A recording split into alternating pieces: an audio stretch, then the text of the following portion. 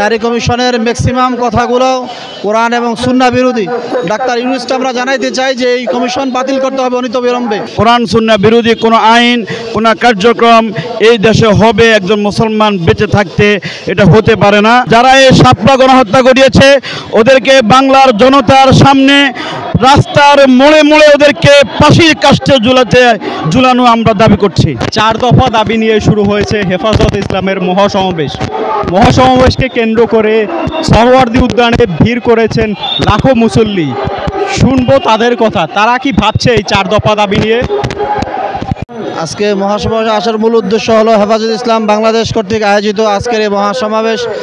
বর্তমান অন্তর্বর্তী সরকার একটি নারী কমিশন গঠন করেছেন, যে নারী কমিশনের ম্যাক্সিমাম কথাগুলো কোরআন এবং সুন্নাহ বিরোধী। এই জন্য আমরা আজকে সমাবেশের মাধ্যমে হেফাজত ইসলামের মাধ্যমে সারা বাংলাদেশের মুসলমান তথা বর্তমান কমিশনারকে জানাই দিতে চাই, অন্তর্বর্তী সরকারের উপদেষ্টা প্রধান ডাক্তার ইউনূসকে আমরা জানাইতে চাই যে এই কমিশন বাতিল করতে হবে অনতিবিলম্বে। যদি না হয় হেফাজত আরও বড় ধরনের কর্মসূচি দিতে বাধ্য হবে ইনশাআল্লাহ। আমাদের দাবি হলো যে ফ্যাসিস্ট সরকার শেখ হাসিনা সহকারে তার দোসরদেরকে হেফাজতের 5ই মে যাদেরকে গণহত্যা করা হয়েছে, যাদেরকে শহীদ করা হয়েছে, তাদের বিচার আমরা এই মাটিতে চাই। আমরা বাংলাদেশের মাটিতে তাদের বিচার চাই ইনশাআল্লাহ। আমি আজকের মহাসমাবেশে এসেছি ইমানি আন্দোলনে। বর্তমান সরকার কর্তৃক নারীবাদীদের একটা নারী কমিশনের পক্ষ থেকে কিছু দাবি উপস্থাপনা করা হয়েছে সংস্কারের নাম দিয়ে। এগুলা সবগুলা দাবি কোরআন সুন্নাহ এবং হাদিস এবং মুসলমানদের ঈমানের বিরোধী।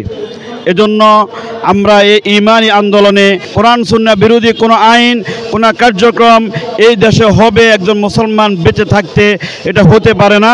আমাদের প্রাণের দাবি, আমাদের সকলের কলিজার দাবি, সেটা হচ্ছে কোরআন বিরোধী যে আইনটা পাশ করতে যাচ্ছে সেটাকে যে কোনো মূল্যে আমরা প্রতিহত করা।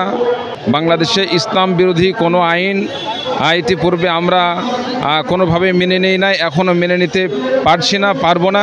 প্রয়োজনে ইসলাম বিরোধী যে কোনো চক্রান্ত, ইসলাম বিদ্বেষী যে কোনো আইন পাশ করতে গেলে আমরা আমাদের রক্তের সাগরের উপর নৌকা পাড়ি দিয়ে শেখ হাসিনা সরকারের মতো আবারও তাদেরকে সে আইন বাস্তবায়ন করতে হবে। আমাদের শরীরে এক ফোঁটা রক্ত থাকা সত্ত্বেও আমরা ইসলাম বিরোধী কোনো আইন পাশ করতে দিব না। আমাদের যে 4টি দাবি, সেই 4টি দাবির সাথে আমরা সকলে একমত। যে কোনো মূল্যে আমরা সেই 4টি দাবির বাস্তবায়ন চাই। বিগত সরকারের আমলে আমরা জানি সেখানে সে সময় কখনোই 5 মের যে হত্যাকাণ্ড হয়েছে তার বিচার হওয়া আমরা হাজারো আশা করলেও সেটা বাস্তবায়ন হয় নাই। সেটা না হওয়াই স্বাভাবিক, কারণ স্বৈরাচারের আমল ছিল। এখন আমরা স্বৈরাচার এর সময় পার করে মোটামুটি 8-9 মাস হয়ে গেল, এখনও পর্যন্ত শাপলা চত্বরে যে হত্যাকাণ্ড হয়েছে 5 মে, সেটার এখনও পর্যন্ত সেই রকম গুরুত্বপূর্ণ কোনো ভূমিকা নেওয়া হয় নাই বিচার সম্পর্কে।